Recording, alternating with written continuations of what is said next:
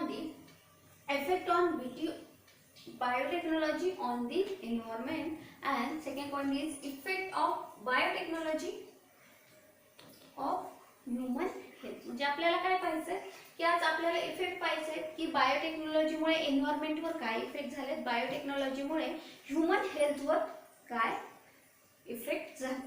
ठीक आहे, start with the effect of biotechnology on the environment. मग त्यामध्ये फर्स्ट पॉइंट आहे हर्बिसाइड यूज. ठीक आहे, आपण काय केलं, जेनेटिकली मॉडिफाईड क्रॉप काय केले, इन्व्हॉल्व केले. जेनेटिकली मॉडिफाईड क्रॉप मध्ये आपण काय करतो की काय एक बेनिफिशियल जीन काय करतो, इन्सर्ट करतो थ्रू दी जीन थेरपी. म्हणजे काय, जेनेटिकली मॉडिफाईड एखादा जीन एखाद्या प्लांट मध्ये इंट्रोड्यूस केला जातो. फॉर एक्झाम्पल जर आपण घेतलं की काय पेस्टिसाइड रेजिस्टंट प्लांट आपण तयार केले through the help of the biotechnology.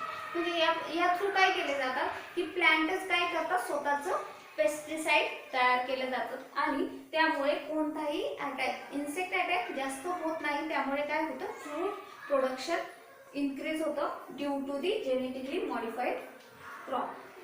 पण यासोबतच काय होतात, काही निगेटिव्ह इफेक्ट सुद्धा काय आहे एन्व्हायरमेंटमध्ये प्रोड्यूस होतात.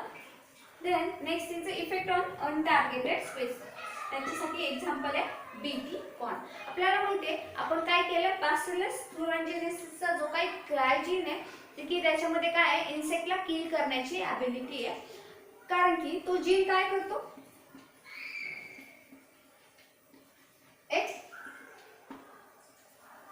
ज्यावेळेस तो अल्कलाइन पीएच मध्ये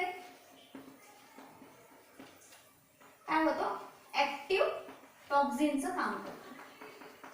ठीक आहे, क्रायजीन पासून जे काय प्रोटीन, क्रायजीनचा काय होईल आधी एमआरएनए फॉर्म होईल, एमआरएनए पासून प्रोटीन फॉर्म होईल. हा क्रायजीनचं जे काय प्रोटीन आहे ते ऍक्च्युली इंटॉक्सिक असतं, पण ज्यावेळेस तो अल्कलाइन पीएच मध्ये च्या कॉन्टॅक्ट मध्ये येतो त्यावेळेस तो काय होतो, टॉक्सिक होतो आणि त्यावेळेस तो मिड गट मध्ये काय करतो, परफोरेशन करतो आणि तो काय लिव्हिंग ऑर्गॅनिझम असतं त्याला किल केलं जातं. मग आपण हाच जीन काय केला, इंट्रोड्यूस केला बीटी कॉर्न मध्ये, बीटी कॉटन मध्ये.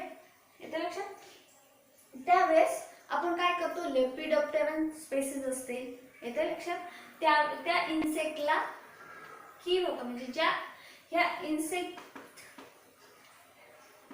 यावर फीड केल्यानंतर ना तो काय होतो, किल होतो ड्यू टू दी क्रायजीन.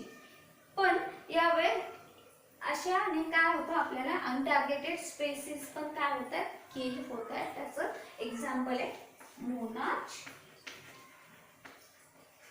बटरफ्लाय.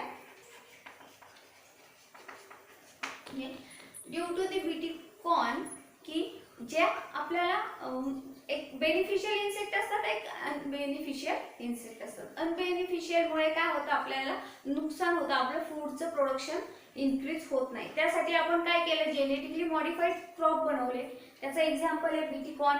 एक एक्झाम्पल आहे तुम्हाला बीटी कॉर्न की त्यामुळे काय होतं, आपल्याला जे काय बेनिफिशियल इन्सेक्ट आहेत ते सुद्धा किल केले जातात आणि अनबेनिफिशियल इन्सेक्ट पण किल होतात त्यामुळे त्याच्या एन्व्हायरमेंटवर इनडायरेक्टली अफेक्ट होतो. So this is about the affect of BT means biotechnology on the environment. Means काय, आपण हर्बिसाइडचा यूज करतो, बरोबर. हर्बिसाइडचा यूज आपण कमी करायला लागलोय का, तर आपण काय केलं, जेनेटिकली मॉडिफाईड क्रॉप बनवले की काय ते स्वतःचेच पेस्टिसाइड तयार करतात. त्यामुळे इन्सेक्ट त्यांना खात नाही, इन्सेक्टने त्यांना खाल्लं नाही तर काय होतं, इन्सेक्टचं प्रोडक्शन होत नाही. म्हणजे काय, आपल्याला माहिती आहे एक लाईफ सायकल असते एन्व्हायरमेंटमध्ये, प्रत्येकाची गरज असते प्रत्येक गोष्टीसाठी, बरोबर. त्याचा इनडायरेक्ट इफेक्ट होतो environment due to the genetically modified crop. So this is about the affect on the environment. Next point is affect of biotechnology on the human health. आता आपल्यावर काही इफेक्ट असतील, काही इफेक्ट निगेटिव्ह पण आहे, काही effect positive सुद्धा आहे. पहिल्यांदा ॲलर्जीज. आता आपल्याला माहिती आहे आपण काय केले, आपल्याला जे डिझायर जीन आहे, आपल्याला जे गरजेचे जीन आहे ते आपण काय करतो, इंट्रोड्यूस करायला सुरुवात केली आपल्याच प्लॅनमध्ये, बरोबर. त्यामुळे ॲलर्जीज पण फॉर्म होतात. ॲलर्जीज तयार होतात पर्सनला. फॉर एक्झाम्पल आपण इथे एक्झाम्पल घेतलं ब्राझील नट. ब्राझील नट मधला आपण जीन काय केलाय, सोयाबीन मध्ये इंट्रोड्यूस केलाय थ्रू दी जेनेटिक इंजिनिअरिंग. बरोबर. आता हा ब्राझील नट ज्यावेळेस आपण सोयाबीनच्या प्लांट मध्ये इंट्रोड्यूस केला त्यामुळे काय झालंय, फूड प्रोडक्शन इन्क्रीज झालं. Due to the gene of the Brazil nut insert into the soybean, food production of the soybean is tremendous increase.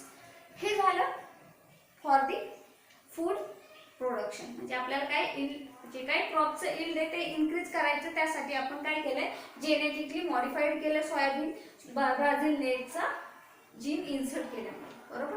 पण ज्या पर्सनला ब्राझील नटची ॲलर्जी आहे त्या पर्सनला सोयाबीनमुळे सुद्धा ॲलर्जीज फॉर्म होतात. So this is first effect on the human health.